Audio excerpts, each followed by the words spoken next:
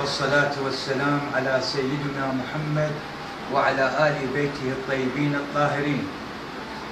أعزائي الطلبة، اليوم نكمل المحاضرة الثانية لتعليم طرق جديدة وسهلة وبسيطة لحفظ جدول الضرب.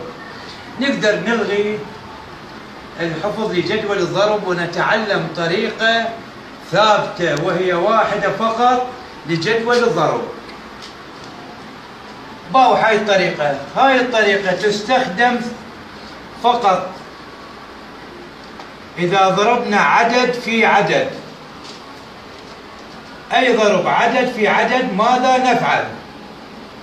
مثلا عندنا 9 في 8، 7 في 8، 9 في 6، 6 في 8، 9 في 7. هاي الأرقام اللي أمامك هسه راح نجي شلون نطلع ناتج الضرب. 9 في 8 ايش راح نقول؟ نقول هاي التسعة بعد لها شقد وتصبح 10، بعد لها شقد وتصير 10، بعد لها 1. هاي الثمانية بعد لها شقد وتصير 10، بعد لها 2.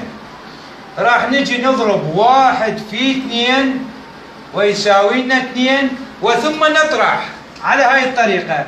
8 ناقص 1 ويساوي لنا 7.